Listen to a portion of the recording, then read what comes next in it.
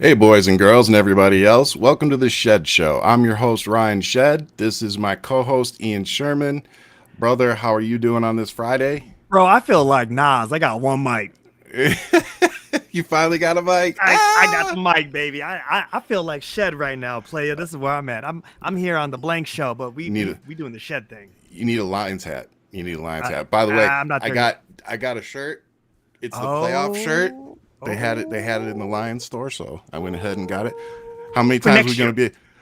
For next Well, year. well, I'm just saying. So far, how many times we've been able to have a championship shirt? Hey man, hey, you ain't wrong. You I ain't mean, I wrong. just I You got a ain't sweater wrong. too, just to make You sure. got you gotta get it. You gotta get it. But gotta get in where you fit in, baby. Gotta get it. Gotta get it. Let me get me a Oh, medium. Let's do it. Let's gosh, do it. medium. Man, I Oh mean my them god. doubles. I need them doubles these days. These XL. You doing the Allen Iverson? That's what it is, yeah, man. You yeah, but I Hey. don't look as good as he does. It's good to see um, you, man. Happy Friday. you too, man. Happy Friday. Man, what a crazy week. I mean, it It seems like I say that every time we log on, but it really was another not even crazy that. week. It's literally even up to this point of like talking to you, like, okay, we got a show in T minus five, four, three, two, one. And it's like, but there's breaking fucking news, man. Yeah, There's every always breaking time. news. Every Every time. time.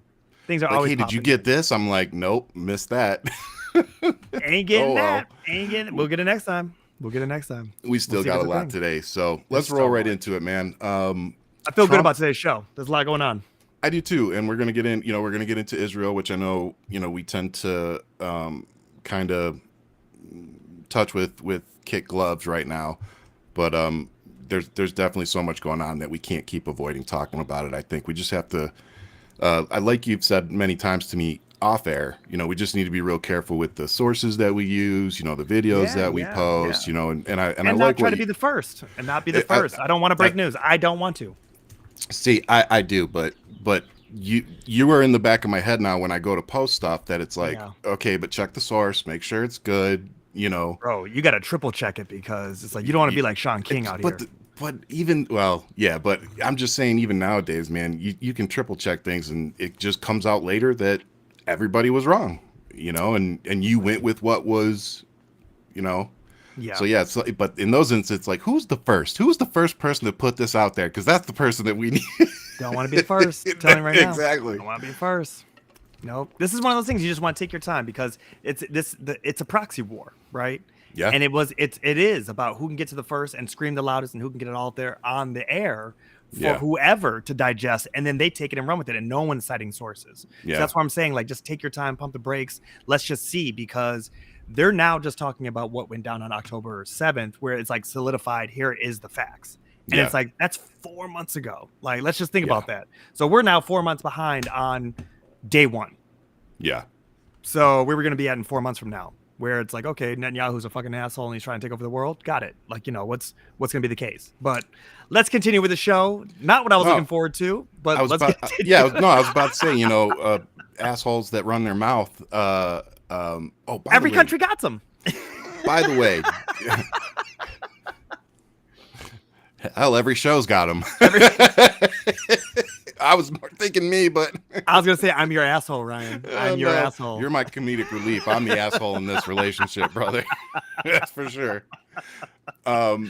But no. So before I said we got to watch our f bombs. I've been told that Oh, our videos can get throttled down on YouTube because of that.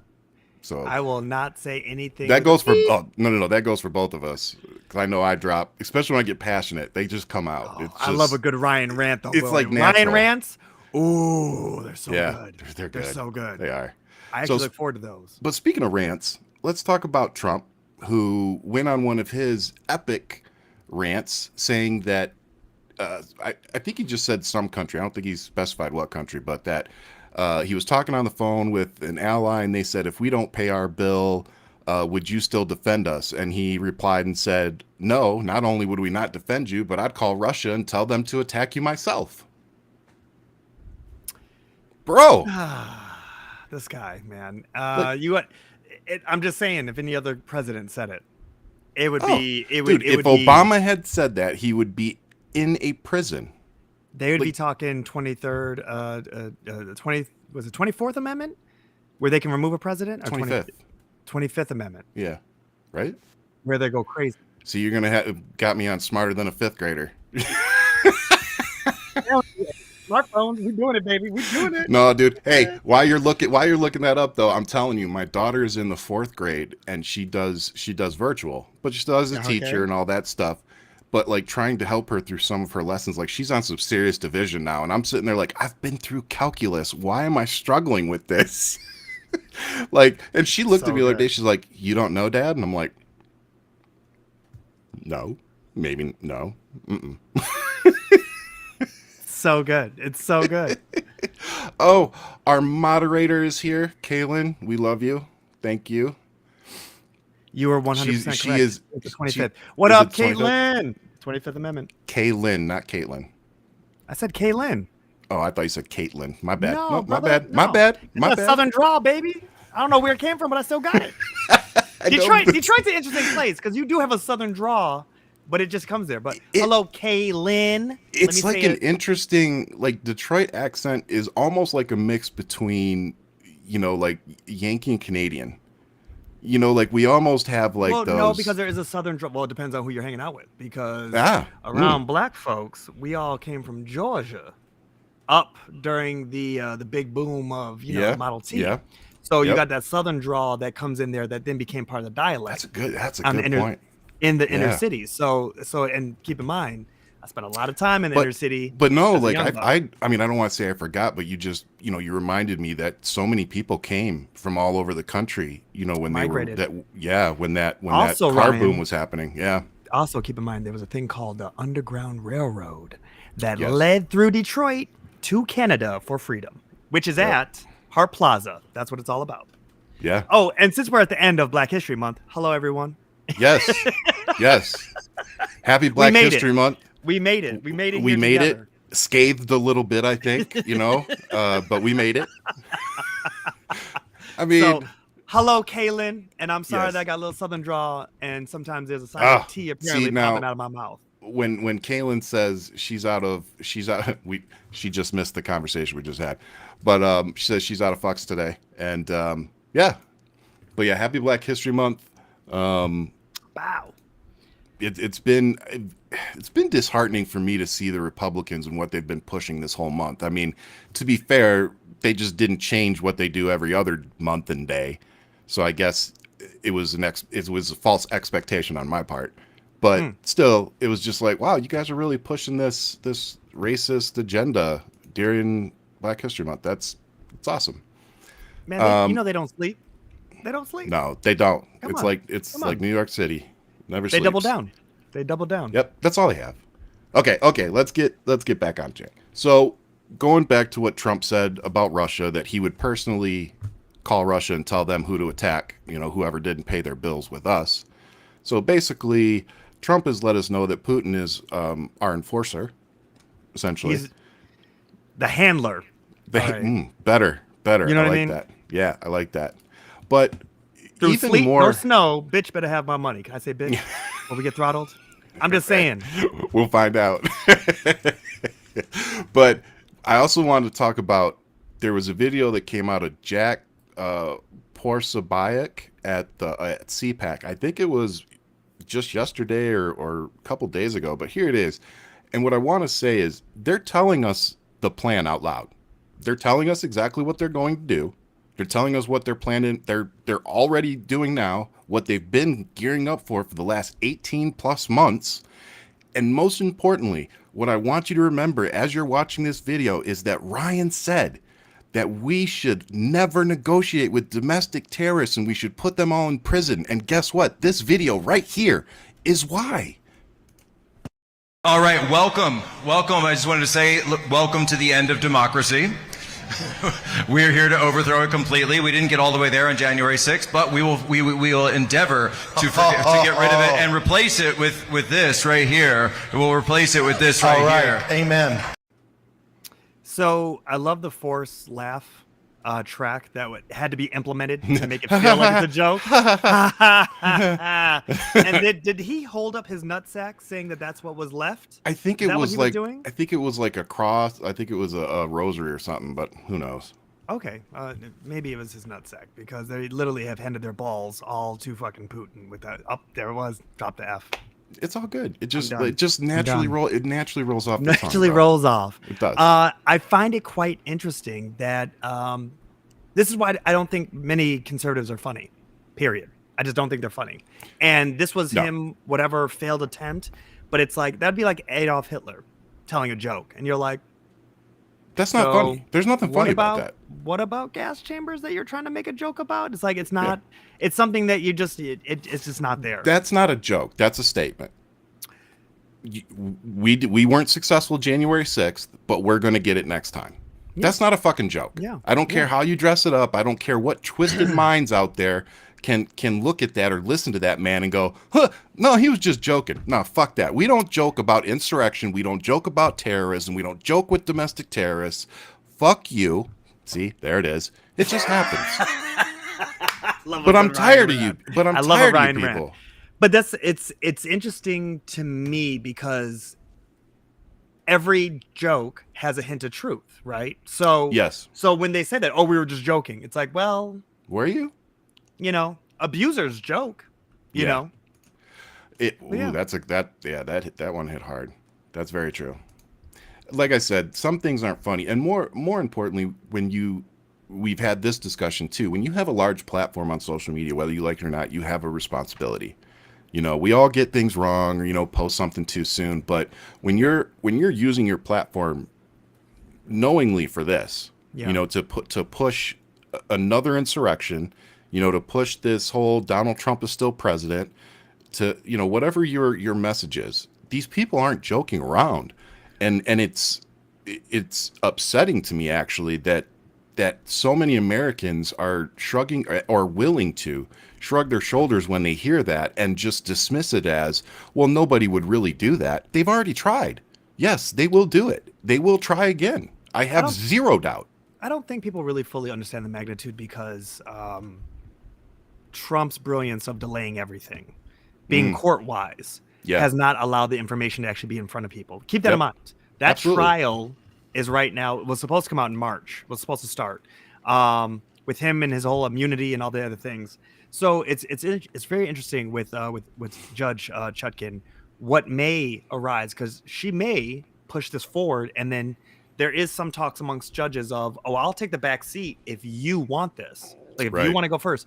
But if she doesn't, Chutkan take this case for J6, if she doesn't take it until a little later, it might butt up right into election, which would be quite interesting because you're talking about there's no Trump debating on stage with Biden, which nobody needs to see these old people debate at all. I'm sorry to say. No. We all know that Biden, there's no winning for either of them in that situation. Either one. And that's just the reality that we all have to come to terms with, right? Yeah. Biden has never been a good public speaker ever. He's older now. He looks like he's hurting just looking at the camera. Like, love the dude, love what he's doing behind the scenes, but it's not happening. It's just not happening. And then you already know that there's no fact checking a con man. This person who is literally a narcissist who's just spewing, vomiting whatever he can at 15 million miles an hour. I don't even think Joe Biden could even listen to any of it. He'll probably just tell him to shut the up. Censored. Yeah. Wow. There it is. Got it. Good at it. Got him. So it's one of those things, that you keep in consideration. But if Judge Chutkan does take this trial up to the date, you're talking about him not campaigning anywhere and just having his ass at court, and that's it. So it's going to be very interesting, this final stretch that we see here in America. Yeah. So with that, I'm not going to show the whole thing. There's a whole clip that they go into, but the end is just priceless. MSNBC actually hung up on Donald Trump while he was raging, and on a Friday, I just think it's something that we all need to see. Afraid of the other side, not my side. Well, I want to get our hands around a very difficult situation. All right, Donald. Hey, Joe, one other thing. No, Don. You got to let us ask questions. You can't just talk. No, you got to let us actually ask questions. You're just talking. All Muslims. Donald. You're not going to keep talking. We will go to break if you keep talking. We're going to ask you questions. All right, go to break. Go to break, everybody. Go to break. Go to break right now. We'll be right back with more Morning Person that Kills Journal. I love that they're just like, yep, we're done. You're not going to sit there and talk all over me and use my platform. We're done. That's what honestly we should have been doing with this dude since 2015. Like, okay, you're rattling crap off that doesn't even make any sense. You've clearly never even read that motherfucker's never read the Constitution. I guarantee you that man has never cracked the book and read the Constitution. Bro, he's had that bitch in a piece of glass down the hallway, and he hasn't read that motherfucker. You already know, first and foremost, that he hasn't even read one page out of Harry Potter. So don't expect him to read a goddamn thing, okay? You know he ain't reading shit. He ain't reading shit. He ain't reading nothing, not even Dr. Seuss. Right, MJ? MJ said, can they change the 10-year-old pick already every time they put him up on the screen? Like, you don't look like that no more, dude. You're old. You already know. Good call, MJ. Good call. So 3 years younger than Biden. Let's just get this straight. Exactly. The age thing is such a stupid argument in this. Now, if the Republican was in their 50s, shit, even 60s, yeah, then you'd be able to hit Biden over the head with it all day. But a 3-year difference? You mean they're the same fucking age? Nikki? You mean like Nikki, who's going after these two grumpy old men? Yep. I mean, that's her shtick. That's her shtick now. Well, I think what we've said since the beginning is what she's doing. She's trying to stick around as long as she can in hopes that Donald Trump goes down in flames, which is a very distinct possibility. Right. Like she's just sitting back and poking the bear every once in a while to keep the donations coming, but she's biding her time. But I will say Biden her time. Biden that time. But I will say that, Trump, he does look good when, he uses treason as his foundation. Like it really does hold on. It does. It's a good foundation. It keeps all of it back, Yeah. It's all holding on. I mean, it tends to bring out his turkey neck a little bit, but don't look like a turkey neck. These videos are not going to age well when I'm like 20 years from now and I'm aging like Winston Churchill. And they're like, remember when you used to make fun of them? Look at you now. I'm going to look just fine. Black don't crack. Guys, I'm 50. Black don't crack and crackers crack. That's just the way it is. Next comment. I hit my wife with that one. She stopped dead in her tracks. She's like, did you just say crackers crack? And I was like, I'm allowed to say that. Next comment. You like that one. You liked it. Well, seeing the fact that I can say whatever I want because I play in both worlds, don't let me get started. There you go. There you go. That's how it is. So MJ going with it. Thank you, MJ. You saying what I'm thinking. It's yeah. By the way, everybody, I can now officially see the comments. Yes, I can jump in with you and we could double dutch, baby. We could do this. All right. Yep. So with that, I'm gonna share this screen. Let's pray I don't screw this up. So here we've got the Biden impeachment effort seems to be on the brink of collapse. Oh, speaking of screw ups. Yeah. So you sent this one to me. So go ahead. Well, this is what I find so interesting is that literally the number one candidate that Jim Jordan has been raving about and how we got him, blah, blah, blah, blah, blah. And we're going for it. And we're going for the, the jugular. Here we are. They're number one. It's a flop. I'm sorry, son. It's a flop. He's been arrested now twice within a week, okay, because they think he's a flight risk. He's been working with this is what's so insane. Just yesterday he was arrested again. Okay, he posted bail last week. They let him out. He was in his lawyer's office just going over the plan of whatever is going to happen. And the feds showed up again to say, you know what? You have access to millions of dollars. You're in bed with Russian assets. We're taking you in. We're not doing this anymore. And it's like literally watching Comer and Jordan trying to literally bend over backwards to make this kind of thing still stand out. And you're just like, wait a minute, my man was getting talking points by Russian agents. Like, what are you talking about? Like, what? Again, why is everything still always leading back to Russia? Well, it's Hillary was right. She said it back in 2015. That he was going to be nothing more than a Russian puppet, and turns out that that was true. Yeah, the investigation of Russian ties into the 2016 election turns out that that was true. There was true. Absolute misinformation being pumped out. And the 2020 election and the 2022 election. 100%. Like, this isn't new. It's still ongoing. We don't even care about that. No. But more importantly, the 2022 election was not as important to Russia or anybody else as the 2024 election because they want the president. They want the presidency. So this election, 2024, Russia really wants to get this done. And I posted something. I wish I remembered the exact wording, but it was something like the reason the Republicans picked Trump again was because there was no other candidate that would be the catalyst for this division the way that Trump has been. Right. And they need to keep it that way. And Nikki knows the game. I'm sorry. Oh, she does. She literally is a better candidate on a world stage than Trump. Like I agree 100% facts found. She is the best thing the Republican Party has in their roster. I agree. And with that, you know that Russia does not want her to have anything to do with power because they know that she's onto them. Plain and simple. I don't think she would be as easily controlled. She's not. You're not controlling her. You're not controlling her. I'm sorry. Because Well, she is coming from a military family also. Like she does love America. I don't question that. Trump loves himself before he loves America. Yes. And that's something you can't even disagree with. And I'm saying that to the Trump supporter. He loves himself. Plain and simple. He doesn't love you. He's not talking retribution for you. He speaks in a way that he knows how to market to you, knowing that he's going to get what he wants because he feels he deserves it. And that's somebody who is dangerous. Somebody who literally feels like they have no consequence. There's no accountability for anything because they are owed. Yeah. So no. Sorry.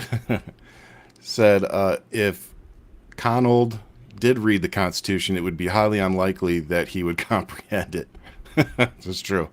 Again, my man doesn't even comprehend a McDonald's menu.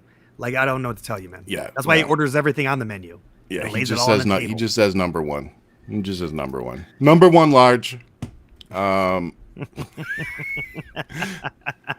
So what did the comfort stick said? She is a much better candidate. These people can't use reasoning or critical thinking. Yes, that's a fact.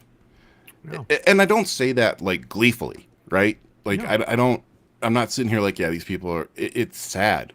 It's sad to see how many Americans are signing off on allowing Russia to intervene in not just our elections, but our everyday life. And they're supporting the people that are not only allowing it, but allowing Russia to thrive. That's the scary part. Right. Yeah, it's quite interesting and telling because you're seeing a lot of congressmen and women not run for re-election because they see how messed up it really is right now. Yep. And it's leaving us with this void where you're going to fill it with a lot of your MTGs, just these idiots who scream into the microphone, trying to get all the likes and really not even there to actually build off of what the forefathers did. Yeah. It's almost like that. They want you to do the homework and turn it in and put their name on the paper. Yes. And that's what we're looking at right now. That's the best way to put it, man. Do you know what I mean? And by them, I'm talking about they want to just go off of what the forefathers did. They don't want to add to. They don't have the foresight to see down the line like our forefathers did. Yep. Yeah, we know that this is the shit that we're in right now. We understand that we're building a constitution and we're doing all these things, and we don't really, see black people as, anything but 3/5 a man.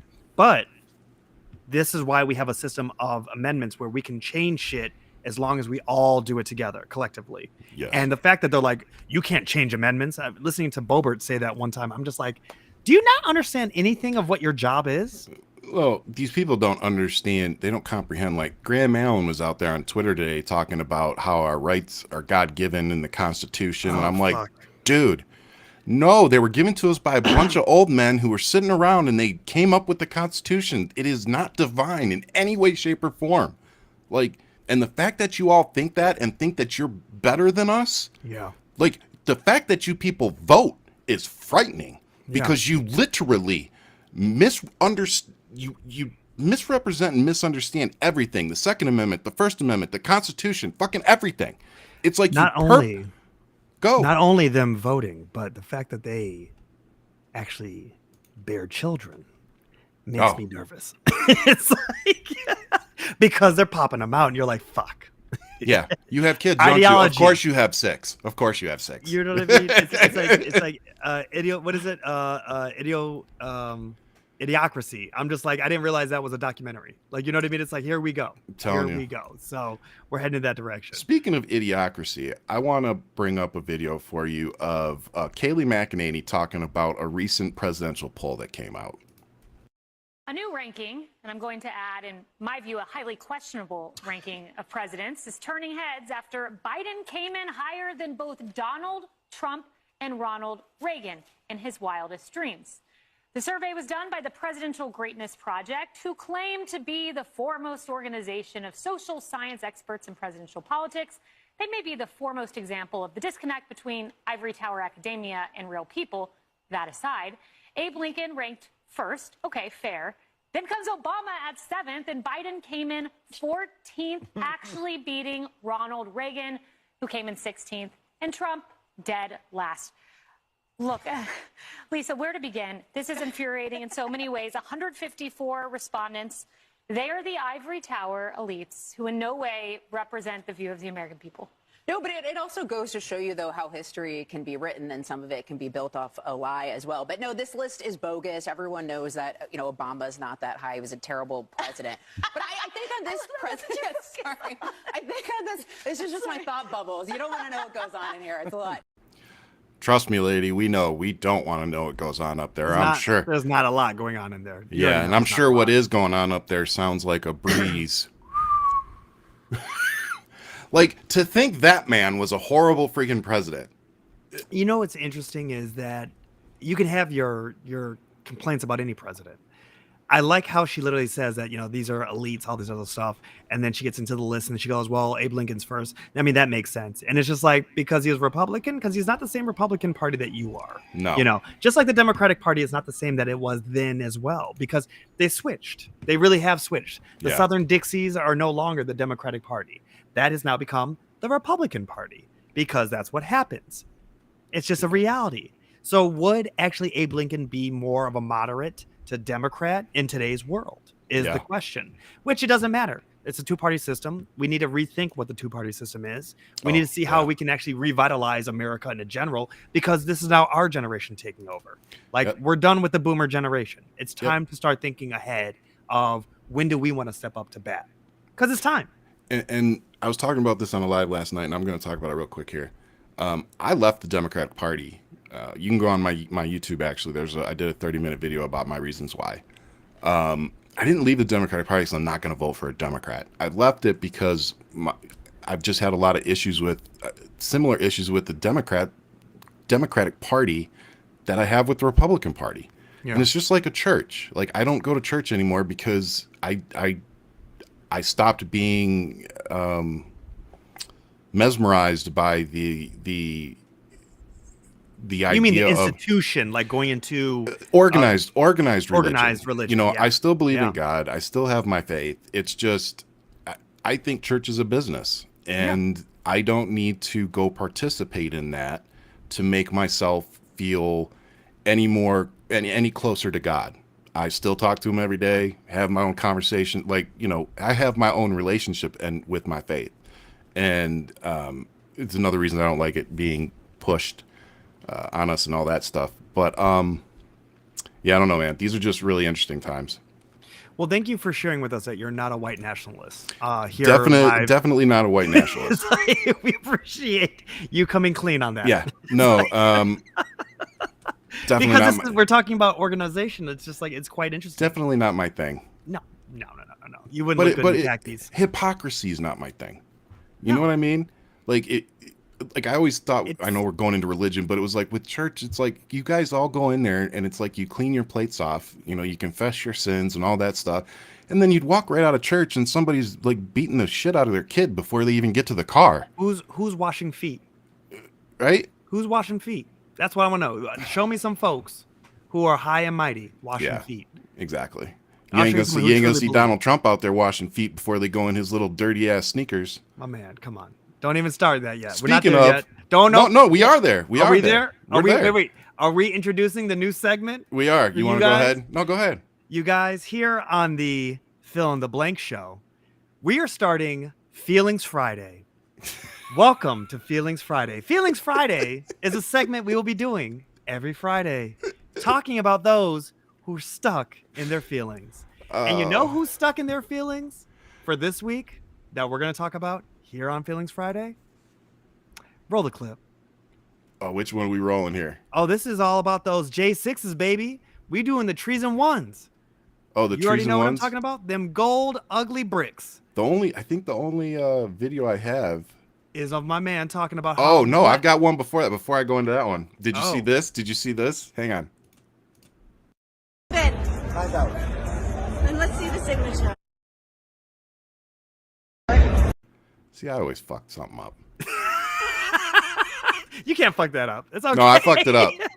I thought I'd cut it right. I didn't cut it right. It's okay. It's some ugly ass shoes. No, so but he bid $9,000. $9,000. What? Oh, I'm sorry. What? I should just let you. I'm gonna send it to you when we get off the show. He bid $9,000, and they're like, "Do you have anything to say?" He's like, "Yeah, go Trump or Trump 2024." I'm like, $9,000. Again, that individual votes and also makes children. Just so all y'all know. Oh God. That's all you need to know. The whole point of this Feelings Friday is that those gold bricks were put out, and they said that the black community was gonna. Yep, I got that. This video. is all part of Feelings Friday. This is all part of Feelings Friday. So yes. Now these shoes were released. This is Fox News, right? This is Fox News, but these shoes were released after his court hearing, where they were pretty much summing up the money. They said, "Brother man owes damn near more than $500 million." Yeah, more than $500 million. He said what, 643 million? I think it's up there. I know it's over 5. I know it's over 5. It is over 5. So it's over $500 million that he has to come up with by next month. I don't know the exact official date, but by next month he has to literally give it to the court to hold on to, regardless of appeals, regardless of the pauses, the delays. That money needs to be in an account, waiting to see what happens. Yep. So, Fox News talking about the culture, where you know that this man has never even seen the culture once in his life. Okay, just the way he says the word culture. Yeah, just listen to him. Yeah, just listen to him. Roll the tape, and then we'll discuss. Sneaker thing. I was on social media last night. Very interesting as you see black support eroding from Joe Biden. This is connecting with black America because they love sneakers. They're into sneakers. They love this is a big deal, certainly in the inner city. So when you have Trump roll out his sneaker line, they're like, wait a minute, this is cool. He's reaching them on a level that defies and is above politics. The culture always trumps politics. And Trump understands culture like no politician I've ever seen. Question for you on that point, though. Yeah. Will the people that are excited about the sneakers and excited about Donald Trump, will that translate into them going out and voting? Yo. So as a black man, tell me, is that going to make you want to go out and vote for Donald Trump? First and foremost, the J6s are trash. Okay. Yeah. That's what they're dubbed. I'm just letting you know right now. Trees and ones, J6s in these streets. I'm telling you right now. I'm not spending $400. The comfort stick said, "Please let him come up short and lose a building." Which I was actually about to address you on that, because I walked by his building, his main headquarters building. Yep. And it was eerily quiet over there. Usually I see some little bits of like people protesting, some bits of like just security around just in general, because it is his building, his main headquarters. And for those of you who don't know, I live in New York. And so I was walking by the building, and it just dawned on me, oh shit, here it is. I'm right next to it. Usually I don't walk near it. I don't even care. I just go a different avenue. I just don't want to be around the chaos. And it's quite interesting because I found myself directly next to it, looking directly in it, and it was empty. It was eerily empty. It almost feels like a Spirit Halloween is about to set up shop. You know, like it really feels like it's about to. Do you think the tenants in anticipation might be leaving, or? You know, I wouldn't be surprised if people start.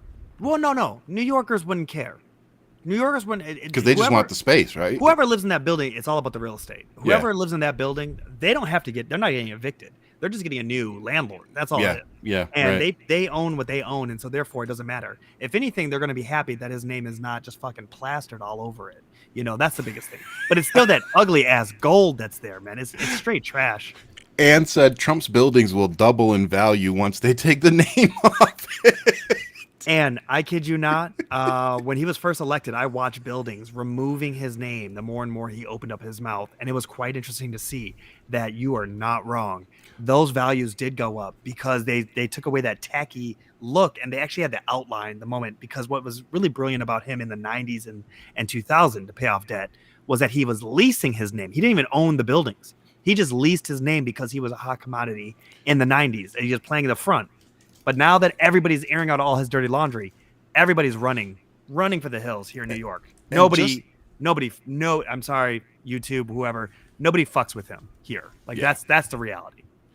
And just to add to that, exactly what Ian's talking about, y'all, is how he did this business deal for the shoes.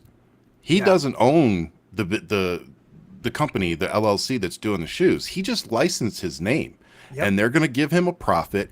And the funniest part of all, well, I don't blame him really. I mean, it's business, but if you're some billionaire, you're going to go off and you're going to print shirts and get a bunch of shoes and sell them. If you know that you're going to sell them, if you have all that confidence. But they didn't do that here. They printed, I think, 500, or they made 500 or 1,000, and then sold those, and then started doing pre-orders and shit. So they're literally doing drop shipping, and they're only going to make whatever they've sold, so that there's no waste. And here's the reality: you're going to see firsthand. Give it a month, give it 2. Watch how that shit just cracks apart. Oh, this is going to be another judgment. We're going to see a court case that the shoes were shit, that people didn't get them. Hey, brother man with 9,000 suing. Watch, he's suing. He's suing. Where the marker went in on the gold shit, it started peeling. Save that clip, because he's coming back with a lawsuit. Man, he was my Sharpie's president. like, we didn't do it. Sharpie's like, we usually are permanent. We stick on everything, but I don't know about that product. So yeah. Oh, man. So that's welcome to Feelings Friday. Today's the official time of us doing it. By the way, if you are not a fan of Ryan and all his work, please sign up, hit the like button and subscribe, because we have a lot more fuckery coming your way. Yes, we say fuckery? Fuckery, we could say. We have a lot more fuckery. We said we weren't going to say fucking. We've said it about 30 times. Kaylin started it. She said she had 0 fucks for today, and I'm with her. All right. I'm okay with blaming her today. That's okay. But I will say we are all welcome to Club Fuckery. That's where we are at right now. So Friday Feelings Friday. I'm dyslexic. Feelings Friday. Man. Welcome to the segment, guys. What do we got? Next, we're going to move on. And I just want to preface this, because I'm not trying to get a bunch of hate thrown my way. My position has not changed a whole lot. I still feel for all the innocent people that are involved in all these conflicts, not just with Israel and Hamas, but, in Ukraine and Russia and, everywhere else. There's a lot of innocent people caught in a lot of conflict right now that, I'm very aware of on a personal level. So, nothing's really changed for me on that standpoint before we go into this. I know, especially when it was the Shead Show, when the Shead Show was up here, I tended to shy away from Israel stuff, but I think things have gotten to a point now where we have to use this platform to at least try to, one thing Ian has really been good with, pointing out to me and explaining to me was we really have to watch what we post, the sources we post. We needed to wait a little bit to make sure that we got the right information. And now that we see information coming out, I think we need to start spreading it. But as I spread it, I'll still preface it with, please do your own research. Please go, read the sources that we use and get your own, interpretation of it. Don't just listen to us. This is our opinion. This is what we think about it. And hopefully by us having this conversation, it'll at least, make you aware of it, so that you can go and research it yourself. So please don't just take our word for it and what we're putting up on the screen. Go do your own research when we're done talking about it. But right now we're going to talk about, Blinken has come out and said that the U.S. is not going to, wow, I totally blanked when I did that. Sorry, that we're not backing Israel's new settlements in the West Bank, that it's inconsistent with current international law. So, Ian, what do you got? So, a couple episodes, maybe, I don't know how many back in the day that we did when I was one of your first guests and we started talking about this whole conflict. One of the biggest things I said that's being conflated is the conversation of the West Bank and the occupation of what the West Bank has become. And I fully stand with the people of the West Bank where Israel needs to get the fuck out. I'm sorry. It was lost during one of the wars. They've had 4 great wars. Israel has taken land, and then they did a land for peace type of deal, and they would give back land over this time. Mind you, this has happened since like 1967 until present day. What's happened is that the far right government that is there, and this is, we're talking also extremists who are in power, which makes me think of who we have down the corner on our side, who's trying to come into power. Who they equally have come out and said that they want Trump because they know that Trump will back them. This is the people that he was making deals with when he moved the U.S. consulate into Jerusalem, creating a little bit of a stir out there. So the West Bank, these settlers have really become very hostile. They have been attacking local Palestinians, and they've made it very difficult for a lot of people to be there. Mind you, Palestinians are going around just today, I believe information came out, shooting at people in the West Bank because they have nothing else left. You know, they really are feeling terrorized themselves. And so now it really is violence is spewing out. It's a very tragic situation. I said to you months ago that America should stop funding Israel when it comes to any tax dollars going towards these settlements in the West Bank. Full stop. Yep. Full stop. Yep. Settlers used to be in Gaza, and Israel did pull all of its settlers out of Gaza in 2007 and gave the country back to the Palestinian people. That's when Hamas took over, and they set a deal for 10 years to set them up with resources and to assist them and to get them on their feet. Well, 10 years turned into what we see today. Israel was still supporting and funding and doing all the things necessary for Gaza. So look at what that got them. It got them a terrorist organization that built homes under the people of Palestine, under Gaza.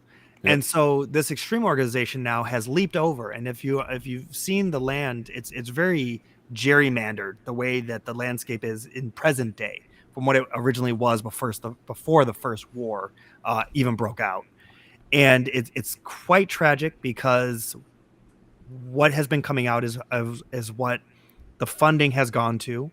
But we can get into that afterwards. But regarding the settlers, if they think that they are going to move forward with an extreme takeover of the West Bank, which had nothing to do with Gaza Strip, as in what happened October 7th, then we need to really, as America is funding them, we need to really think about what we're doing with our resources.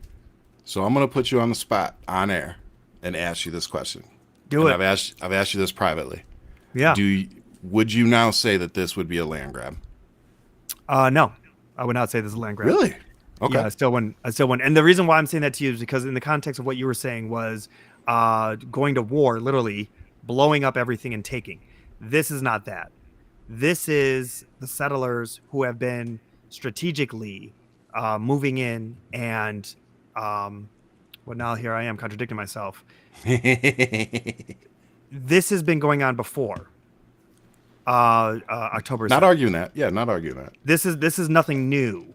And this is the occupation that I've always discussed with you about that I cannot stand and I cannot stand with because the people of the West Bank should have their land and they should never be booted out of their land.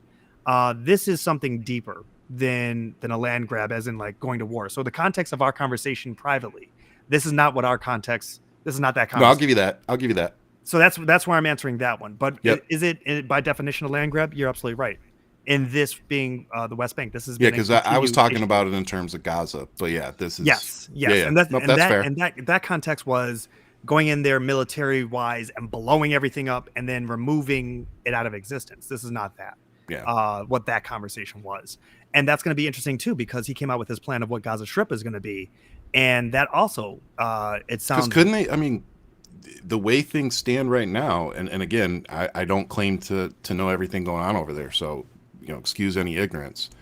But doesn't the way it stand right now, couldn't what they're doing in the West Bank start happening on the Strip? Well, there's nothing... I mean, Ryan, because they moved them. They've demolished everything. You know what I mean? Like what? Oh, I know, but as tragic as it is, it's still land.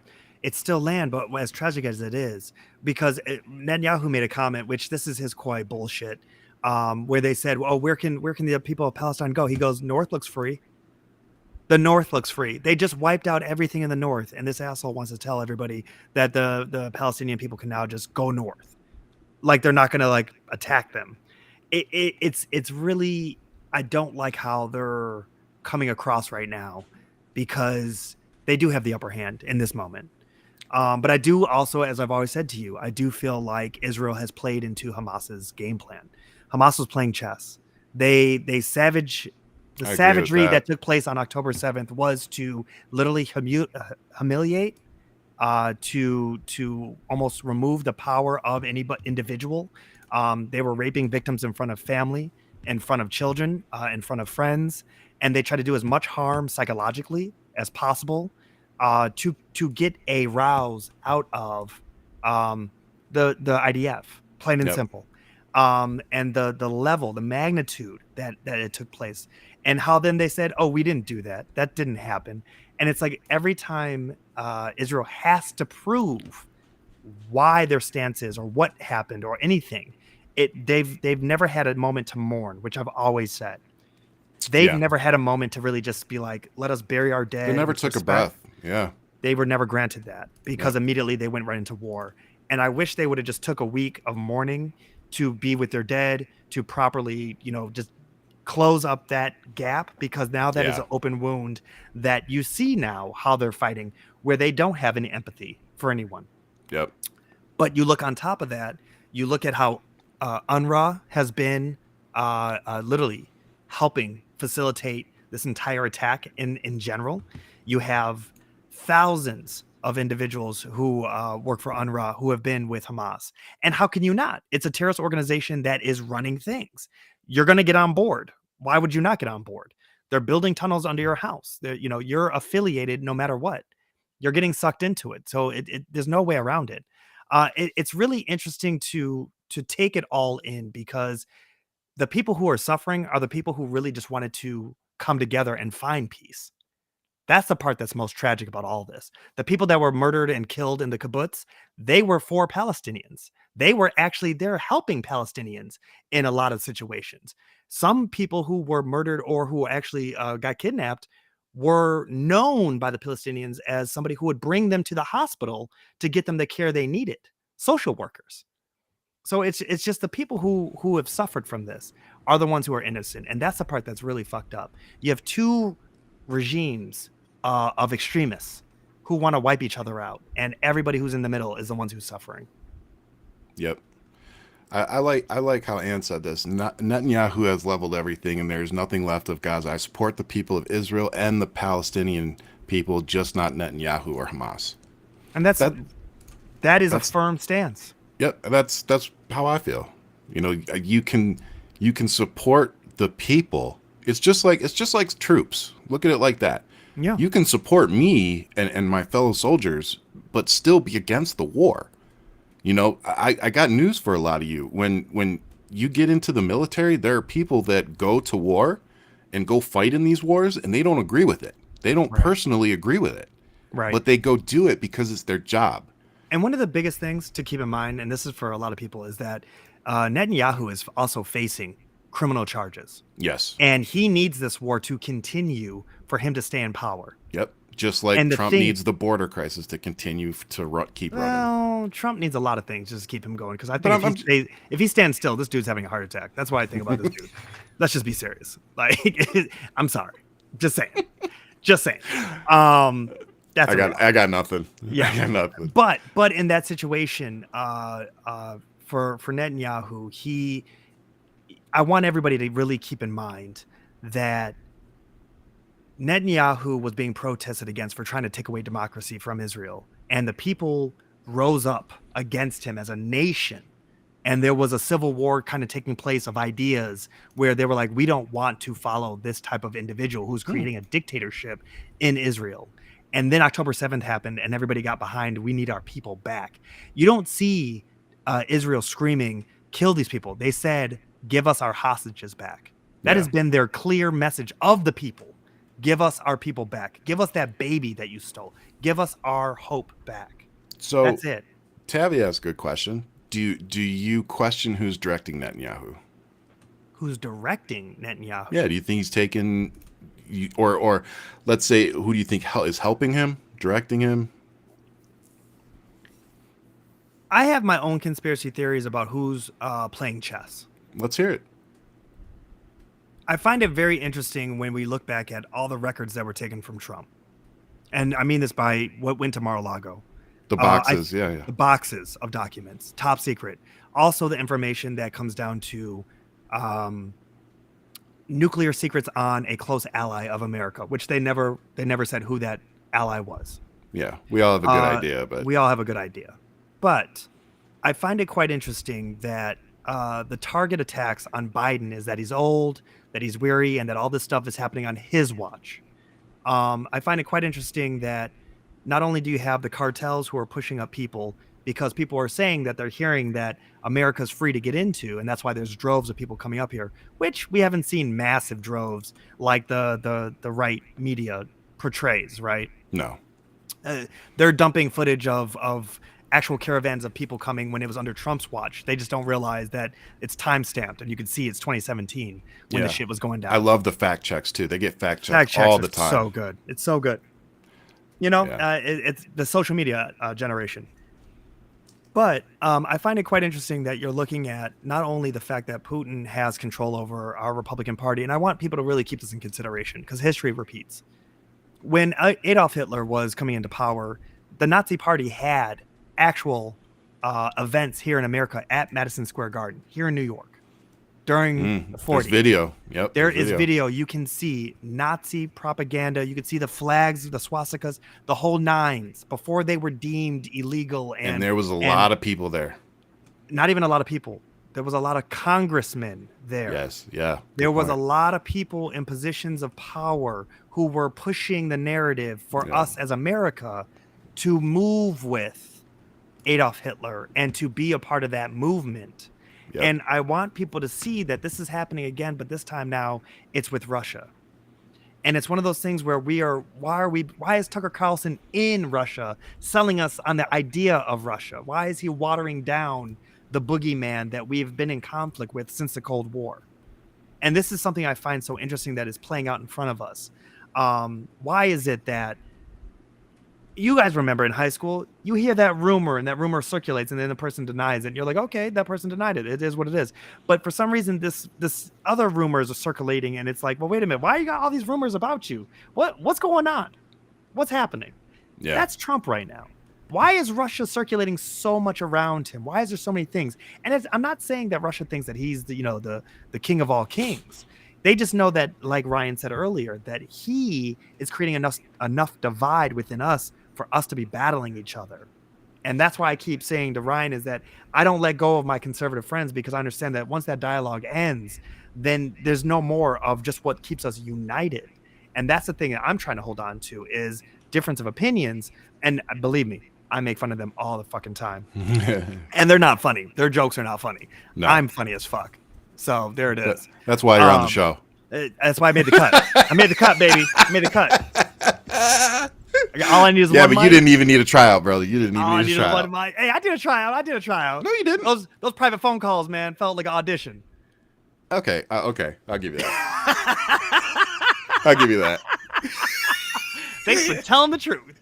I'll give you that. All right. But so when you say pulling strings, who's pulling Netanyahu's? I think Netanyahu's strings are being pulled by his far right because there's a lot more conservatives behind him where he had to lean to because he was losing power with the moderate and also he had no power with the left in Israel. So he has to be and this is the sad part of politics. You have to go with wherever your base is, right? And he doesn't control his base. So if anything, he's being cockled and he has to do what they want for him to stay in power because he just wants to stay in power. Don't hate the player, hate the game. And that's the reality. So I don't think anybody's pulling his strings except for the fact that he just doesn't want to lose power. It's just power. Power corrupts. Absolutely. That's a great question, though. Yeah, it was a good question. And thanks for answering it. But real quick, because we got 5 minutes till we're at an hour here. I want to bring this up. For me, it actually reminded me of Princess Diana as soon as you sent it to me. But I want to talk about the landmines. Let me pull it up here. So this is the big fear of NATO. Yeah, so landmines potentially return to Europe as frontline states fear Russian invasion. It says in Munich, with former President Donald Trump encouraging Russia to attack NATO territory and U.S. support for Ukraine, is it flagging? Anyway, some of the nations that border Russia are looking for ways to harden their defenses, considering landmines and other technologies from ancient wars in a bid to blunt a Kremlin attack. Yeah, dude, I guess people forgot that we have drones. I don't know. I mean, yes, we saw Russia and how in Ukraine, but let's be serious. But maybe it was because I paid attention to it back then. But back in the 90s, I mean, I know it wasn't just the 90s, but it was a big deal in the 90s of trying to clear these minefields from these demined, absolutely demining. Thank you. Yeah. So because kids were getting blown up, not realizing that those mines still existed in those in certain fields. Yeah. Imagine countries knowing this, because everybody knows it. Everybody knows how bad the mines were and all that stuff. They're so desperate. I know, but they're so desperate to protect themselves, or they're so fearful of Russia right now that they're considering putting mines out again. I think really, that's pretty. I think that's pretty serious. It's extremely serious, but I think that it's one of those things that is. I wonder who's making those decisions first and foremost, because is it somebody who is militaristic, like who's like, oh no, I know history and this is what we did and whatever the case is, and this is a great way to protect ourselves, not keeping in consideration the demining process that needs to then take place, that everybody does, right? Japan had to do it when they set tons of mines around Japan against submarines. At a certain point, they had to go back through and they had to use wooden boats because they couldn't use metal boats because the mine would come right to and blow them up. So they had to use fisherman boats, right? Yep. So looking at this, it's like, okay, if we're going to these tactics, which all lead to, in my mind, World War, because it's like, okay, here we're leaning on this way of fighting. But the thing that it gets me is that we're now in this new age. You have proxy war, you have the cyber attacks, and you have this being watching what's happening in Ukraine. If you're looking at any other country in NATO, which Ukraine is not NATO yet. Yep. If you look at any country who's touched by NATO, America's in. There's no question about it. America's in. That's the deal with NATO. So the fact that you're talking about, you have to put this kind of barrier there, and I hope that it's maybe like within a mile, right, of some space. I hope they're not just laying them everywhere. Yeah. But if they are that afraid, they have to understand that that means that they're mentally being prepared that Trump is going to be the president of the United States. And that's all that tells me.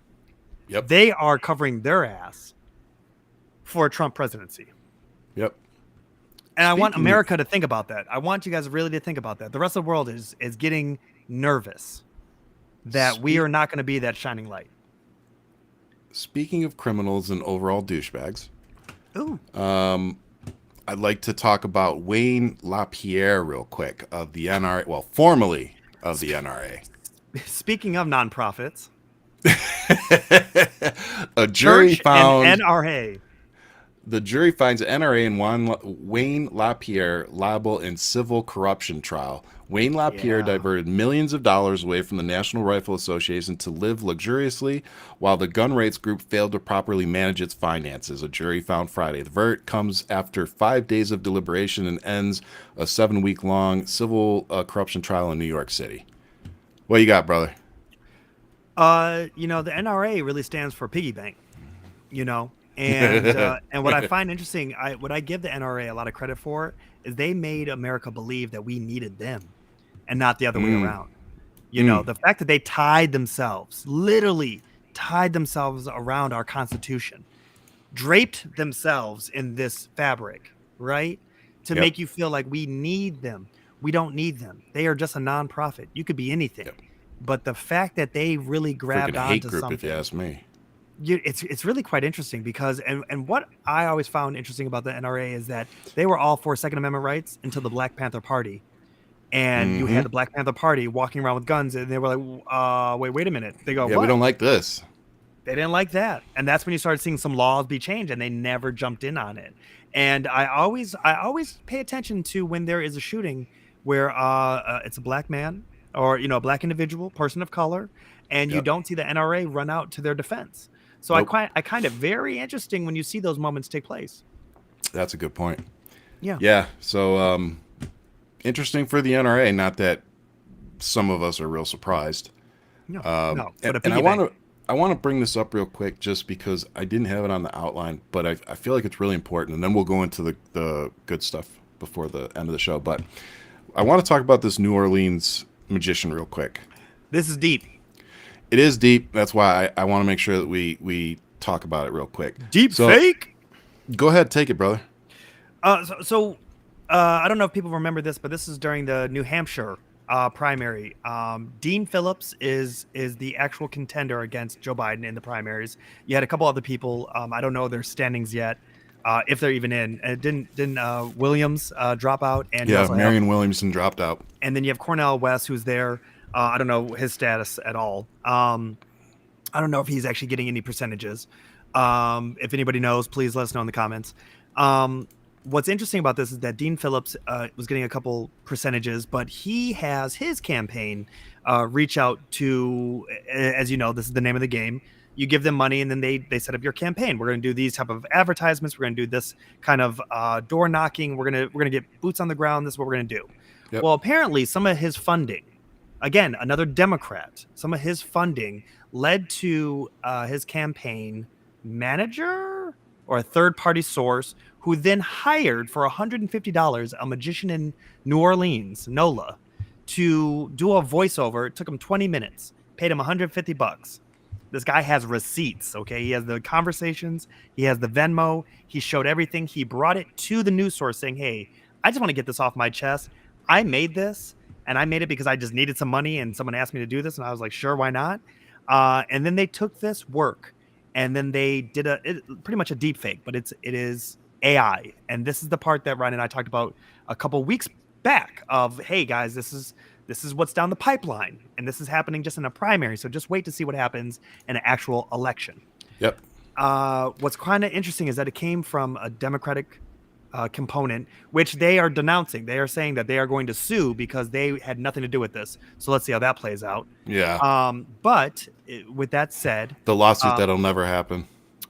Let's see what happens from this. But what comes out of it is that it shows you how easy it is. It took $1, 20 minutes of your time, and they paid this individual $150 to make this fake AI sounding clip of Joe Biden telling people not to vote during the primary and to save their vote for the general election.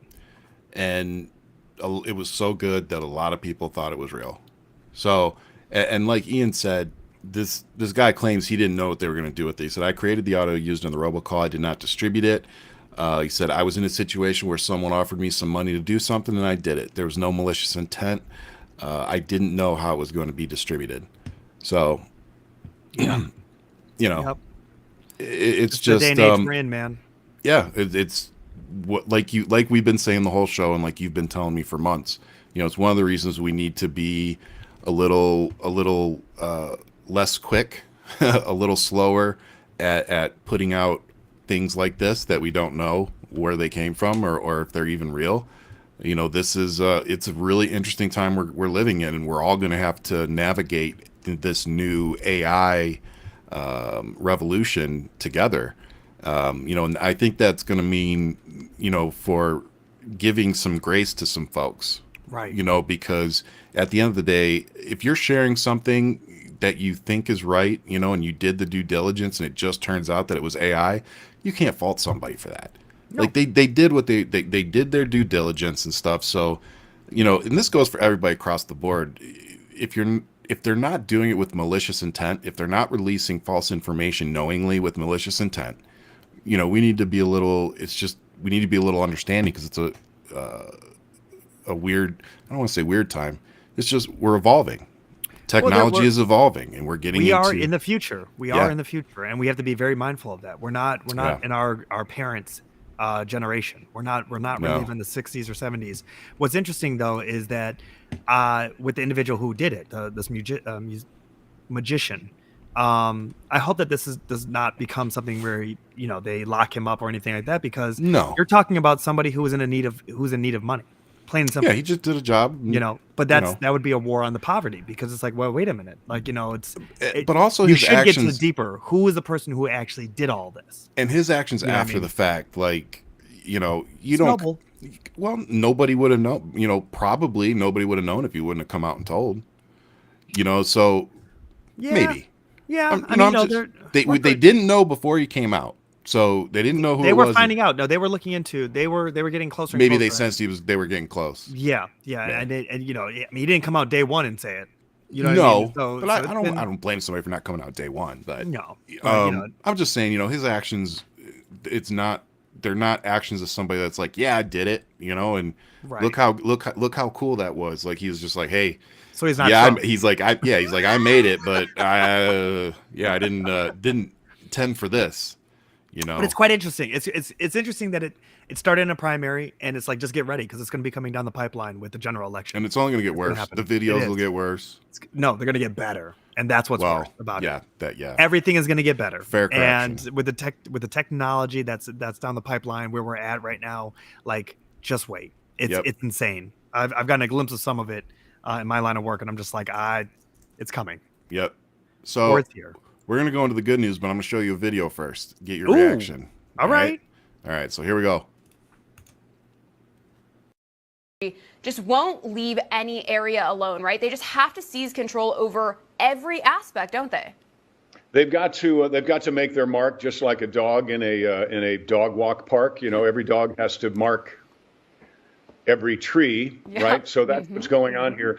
Shania and the other folks you talked about, what they did is they were in country music and they went out. And that's one thing. But people coming into country music have because I know a little something about country. Notice how he wouldn't say Beyonce's name. He said people. Did this bitch just compare Beyonce to a dog pissing in a dog park? I think he did. Yeah. Mm-hmm. Okay. I'm going to give everybody a quick history lesson, just so we're all on the same page here. I'm just going to sit back. Welcome to Black History, where Black people created country music. Let's just start there. Every generation or genre of music that you may have fallen into, be that blues, jazz, country, rock and roll, and we all know most recently hip hop, have all come from a Black creator. And then we made that shit as dope as possible. Black culture is all there, just like some seasoning. And then we moved on to the next thing, because we keep it moving. Here's something I want you guys to all understand. The blues came from country, okay? I'm sorry, the blues came before country. Both jazz and blues evolved somewhere in a parallel kind of line from African slaves doing African spirituals, and those were coming out in like 1800s, all right? Country music, which is labeled by historians, country music is an American musical style that incorporates elements of folk, bluegrass, blues, and rural dance music. And historians have traced it back to the southern Appalachian Mountains in the late 1920s. Okay, that's a history lesson. Did you just have that pulled up? I stay ready, son. I stay ready. Because I didn't send you that video. Because I didn't need you to send me that video. I already knew where we were going. I tried to get him, y'all. He didn't. He was ready. This is why I'm the best co-host of the Blank Show. Because this is what we do, baby. I stay correct. All right. We keep messing around. That's going to be the name of the show. Did you see the Blank Show last night? They blanked it up. So what's interesting is that and the reason why I'm touching on this is because Beyonce is labeled as the very first Black singer or country artist now on the top charts of country music, but is not played on country radio stations. And that's what's interesting. She has been now become the official Black artist who has made it to number 1 in today's day and age. But yet country radio will not play her music. So this is a conversation that's happening. And whoever that bitch John was on whatever the case was, here's what I find also interesting. Taylor Swift went from country to pop. Great. Yeah. So who said you can't go from pop to country and do what you want to do?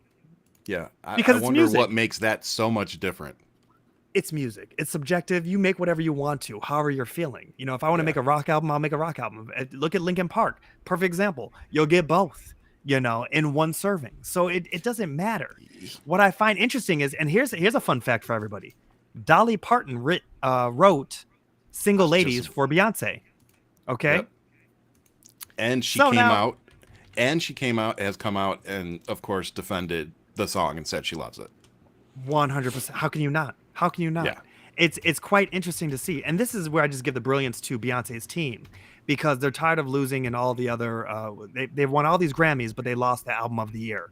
And they don't understand how they have not won, which who gives a fuck about Grammys? It doesn't matter. Yeah. Because her talent is there. It's all there. But just because you know, we can. Dolly Parton praises Beyonce after Texas Hold'em reaches number 1 on Billboard Hot Country Song chart. So if Dolly's cool with it, guess what? I'm fucking cool with it. So it's quite telling in general, where some folks are need to fill out, you know, the butthurt report in general. But in general, Beyonce is doing her thing, and I got to give a lot of credit to her, because I wonder how that transition has to be coming from pop, hip hop, that whole realm, to then be like, I'm gonna do a country album or a song. I don't even know how the album's gonna sound. I have no idea. I haven't listened to a whole album, but I will give you the fact that Black people are just doing full circle. They created the shit and they said, you know what, we're gonna come back and we're gonna put some more hot sauce on it. Let's go. Yeah. No, it's here's my thing with it is the song's good. Like, I would understand, like, Kobe Bryant came out and did a rap song. It was bad. He's not a rapper. Yeah, it was trash. You know, I love Kobe to death. Shaq was better. Yeah, Shaq can actually rap. But Kobe was not a good rapper. Right. You know, and it's like, it would be one thing if it was just a trash song and it was like, but it wasn't. It was a good song. No. It was catchy. It's got, you know, the actual music is good. And then, you know, Beyonce could, you know, sing a fucking grocery list and I'd want to listen to it. So, right. You know. Right. But at the same time, it's, you know, real recognizes real. There's no way around it. And Beyonce like is a great entertainer. And like Kaylin said, Beyonce is from Texas. So it's not like, again, you want to talk about culture. She grew up in that culture. Yeah. And now you're surprised that she, you know, wants to sing a country song, and not only wants to, but did it pretty damn well. Yeah. Like, instead of just giving her flowers and saying, "Hey, welcome. That was freaking awesome." You know, it's very interesting within the music industry, because, and this is why, and I love this comment from General Putnam, is that Big Mama Thornton came out. Nobody, I don't know how many people on this channel. Nothing but a hound dog. Boom! I was about to say, if you've heard that version of Hound Dog, which she recorded, and then Elvis came out with it a year later, and his went, you know, chart topping, but he was a fan of her version, and that's when he heard it, right? Elvis never gave credit to the Black community for the music that he took from, the artists that he took from. They all do it. He never gave credit to it. There was a difference between him being the top of what they consider the king of rock and roll versus Eminem coming in and him paying nothing but homage to those before him. Him shouting out to Jay-Z, Nas, Biggie, everybody, Tupac, him really touching on the culture that he grew up in, which I understand that maybe Elvis couldn't do that, or he didn't want to mess up his money. It's a different day and age. You know, I can't fault him for that. What I do find interesting, Jay-Z, Nas, Corrupt, or Nas and Biggie, then me. Yeah, I always think of that Eminem verse where he lists out all the top MCs 10. That he thinks, and then he's like, and then me. Yeah. I love that. I love that verse. It's a very dope track, in general. Yeah. But it's him paying homage no matter what. Even at his acceptance speeches, he was paying homage. David Bowie there's a great clip that just resurfaced of him questioning the people at MTV, like, why aren't you playing a lot more black artists on this network? Yeah. I see that you're giving every single person a chance. Outside of Michael Jackson, you guys ain't playing nobody. You know what I mean? And that's exactly when MTV really launched. And so it's quite interesting to see who's holding these people to the fire, and being realistic about it. But that's one of the biggest things, So I love it. I wish actually more artists would try it. I don't know how many. I don't know how many people. Garth Brooks tried to do a pop album or do a rock album. It didn't work out well. To do that jump into something else, it takes a lot. It takes a lot. I give it to the Dixie Chicks. They went and did something a little different and moved away a little bit with their from their twang roots to being more of like a poppy kind of, not rock, but still country. But they moved away from the roots. That's what made them popular, though. They just kind of created their own, niche. You couldn't really put them just in one category. Like, they were very country, but you could still play them on other radio stations, and they fit in. And you can listen to Stevie Nicks and hear twang in there. So it's like, a lot of this really does bleed and intertwine. But to be so cold to say, stay in your lane almost, it's like Beyonce doesn't have any lanes. And that's what shows you her value to the culture. And you put that prick up on a stage and then Beyonce on a stage. Ain't nobody gonna know who he is. Bro, but they're all gonna know who Beyonce is. One of my favorite, I don't know who did it, and they gonna burn in hell, but one of my favorite memes was someone posting Beyonce dancing, and then they posted Tay Swift. Now I'm telling y'all right now, none of you Swifties come after me, all right? I'm just telling you right now, this shit had me in stitches. But the reality was they showed Beyonce dancing and doing her show, and I've worked with Beyonce. I've seen her up close and personal here in New York, and she puts on a show. That woman puts on a show. And then they showed the clip of Taylor Swift dancing and singing and everything, and it was like night and day. And I don't mean that in any good way. That was literally like, okay, this person is a machine, all right, doing her thing, and she's killing it. And then Taylor Swift, in the caption, it says, Beyonce can't do what Taylor does. And that backfired so hard because the clips just spoke for themselves. You're like, I don't think Beyonce wants to do what Taylor does. Like, we're good, Beyonce over here just popping everything, and all you see is Taylor just kind of like shimmying. And it's just that's not going to work, Playboy. I don't like how they pit those two against each other. I really don't. They're the only two powerhouses. Name anybody else. Exactly. They're two fucking powerhouses. Just let them be them. Let them fucking rule their... People can't do that. They can't. Bullshit. Like Taylor Swift's over in Australia. They got a fucking helicopter flying around following her and Travis Kelce at a zoo. Right. And she this can't woman just live. can't do. She can't just live. And then on top of she can't just go to the zoo. Then she's got people in the comments section being like, "Oh, I'm so disappointed in you, Taylor, that you'd go to a zoo and support animals being locked up." And I'm just like, she can't go to a fucking zoo. Like she can't go to the zoo without getting hated on. And this is why I tell some folks, they're both very talented women that are exceptional at what they fucking do. And if you put those two women, not just their reputations, but their bank accounts against most men out there, they'd make them look stupid. So Travis Kelce, he won the lottery. Oh, he better shut the fuck up and do whatever the hell he needs to do. He won the lottery. But the funny thing is, there were people online that were so, I don't know what to call them, but they were like, "Oh, I see why Taylor Swift was Travis Kelce, because he just got that bonus, that $70,000 bonus from the AFC Championship game." And I'm like that doesn't even put fuel in her plane, bro. Like, she's about to buy that team and say, "I'm gonna give you a real." That's what I say. Okay? Like let's see, the Kansas City Chiefs I think are worth $3.2 billion. She's worth about $1.1 billion. If she found a couple of good business people that had enough money, she could put a team together and buy it. And you people think that she's with Travis for the money? Nah, man. And like Travis even said, because they do Travis Kelce, if you don't know who he is or you don't watch his podcast with his brother, you should really watch it. It's a really good podcast. But even he said, he goes, "I'm Kansas City famous." He goes, "Taylor's world famous." He goes, "I learned that real quick." He's like, "I'm famous around here." He's like, "I ain't famous anywhere else." He was eating that humble pie. He was definitely eating that humble pie. Yeah. Which, rightfully so. And that's probably why she loves him. You know then what I mean? Like, and it looks genuine. So I'm all it for does. it. I I'm all hope for it. I hope that what we're seeing is you know To them. what it's really. Yeah, it's. I'm happy for him and hope nothing but good things for him. That's all it is. But yeah, it's. But that's so. So my feel good was Beyonce's top one in the charts, not getting the radio play, but she doesn't need it. She doesn't need it. Everybody's supporting her. Please. No, I'm seeing everybody the singing streaming. that song The here in New streaming is proving that the people like it. So Yeah. you know And you don't cannot need radio. play. Radio's pay to play. It is, and honestly, I can't tell you when the last time I listened to a radio station was. I listen to my Turn that shit yeah. off. I plug my phone in and I listen to my playlist. That's all I do. You be listening to these beats I'll be sending you? Exactly, of course. Can't But you need put you on you need spot. to send some more, by the way. I made something just last night. I'll send it to you. Good. So mine will be real quick. So Livy, she came in the other day. She's like, "Dad, my tooth really hurts." And any parent, when you hear that, you're like, "Oh shit."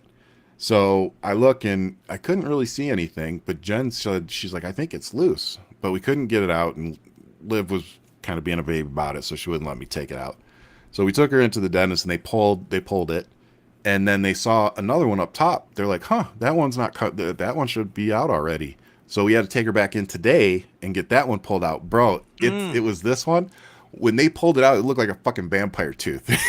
It was like, dude, it was like that. I gotta send you. I'm gonna call her Daywalker. I'm gonna send you from a here on picture out. of it, dude, because it was like, No. where did all that tooth come from? Yeah, it was like No, you gave birth to baby it Blade. looked, yeah, over it looked there. like Blade's chiclets, like just sitting in there. But so we took Dominic in too, and they did a quick, cleaning, and then put like a, coating on his teeth, like fluoride coating, I think it was. The fluoride. Yeah. So just getting the kids, making sure that we stay up on their teeth and stuff, and I've been. I love hearing dad stories, man. You really taking care of these little youngins, man. Hey, man, we're just, the funny thing was, it's just where my mind goes. I'm sitting there. Yeah. Jen and I are sitting in the waiting room. I'm like, man, we're so thankful that we have insurance to be able to, take care of the kids and take them into these wellness checks and stuff. Oh yeah. So it's funny because sometimes I complain about the VA and TRICARE, but at the end of the day, I also know is that as bad as it can be sometimes, that we still have better coverage than the majority of Americans. And that's just I never forget that. We're pretty fortunate. We got to think about. We got to think about how do we get that for everybody. Every how do we get the basics? Here's my thing. I just want to throw this out there. Imagine if every kid from the time they're born to 18, they had free healthcare. Not even saying as an adult you got to have free healthcare, because you start taking care of yourself once you're an adult. But as a kid, you can't take care of yourself, and not every parent can provide what they should be getting. So, but imagine long term what that would do to life expectancy too. From 0 to 18, every kid's taken care of. Their mental health is covered. Anything, it's all covered. And then think about what that does to the parents, especially single parents. Now you've alleviated that financial burden off of them, that they don't have to worry about covering the health care of their child. Now that allows them to maybe go buy a new car, maybe put more food on the table, save up for their college, who knows, whatever. Put money more into the economy. Exactly. One way or another, that money's going to work its way back into the economy. Yeah. So it's like a win-win. You're making sure that our future generations are healthier than our generations now are. And that's money well spent, and that will eventually pay itself back. Yeah, it's like it makes sense.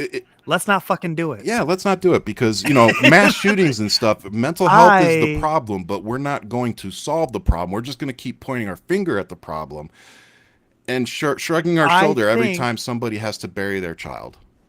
I think we should impeach the president. That's how we should spend our time. That's what we should do. What's that? We should impeach the president. That's that's absolutely what we should do. Let's not look about fixing problems. No. And for Tavi G, is that it? Tavi G, that is a Yorkie poo. That is a Yorkie and poodle, and he is 3 years old, and he is my best little friend. He has a COVID dog. I want one. Yeah, he's extremely intelligent, speaks 3 different languages. Down, sit, and let me pull tell over. you, Oh yeah, I speak German to him. I think all commands should be given in German. Just has a great dominant feel. Yeah, it does. Setz. Yeah, I want to do that with my German Shepherd. You know, it's that'll everything. scare I really the love it. crap out of everybody. Oh, it freaks people out. Did you just and say it's German like to that dog and it responded? Oh yeah. Oh yeah. Oh yeah. Yes, I did. Oh, yeah. It's everything. And so, but little, his name is Eno. I met his mother, my now wife. We met at a restaurant called Eno in New York. Oh, nice. When we were at our brokest, which is one of my favorite, fondest memories of us together. Let me tell you, great cheap dates in New York, man. Central Park, have a picnic. Oh yeah. You know, you can't beat it. It's just amazing. But we named the dog after the restaurant we met. So Eno That's is so his cute. name. Yeah. It's not Eno as in Brian Eno. It's Eno with an I. It's Italian for little. Nice. So it makes sense. It was perfect. Yeah. So yeah. But that's Eno. You'll see him. He pops in from time to time to see what's up. Yep. So, what a crazy week, man. Crazy. And there was more we could have touched on, and still took us an hour and a half. And we guess what? We'll be back next week. We will be back next week, and I'm sure that. So go ahead. Here's what we need from you, though, and this is for you, the people. We want to put out there that you guys help us name the show. Yes. What do you think of the show? Let us know in the comments. Reach out to us. Give us a name, gentlemen, ladies. We want to know what you think. Like and subscribe, because right now you seeing that we got no header right here, and but we do got a mic. Yes, we got a mic. It sounds so much better. It does. It's been a work in progress. Go look at all of our past shows. You'll hear a lot to get to this point. Dude, to this point. For like the first 2-3 episodes, like half hour late, 15 minutes late. Hey, CP time. I think it was me. It was me. It was always different. It was always different. But no, thank you so much, everybody, for tuning in and spending some of your Friday with us. As always, we love and appreciate the support.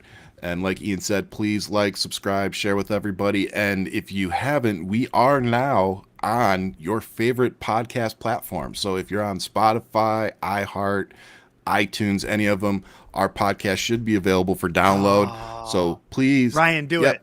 Do it. We'll do it. This. See if it does it. No, it must have been a New Year's thing. No, I think it was the phone thing. Oh, it might have been the phone. I think it was the phone. I think it was the phone. Oh, well, we lost that. Oh, well. Well, somebody said call it sanity.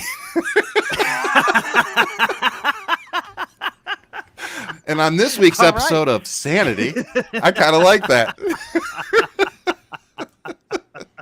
So here we go. This is your Friday night's episode of Sanity. Here we go. This is where we are right now. It's so good. It's so good.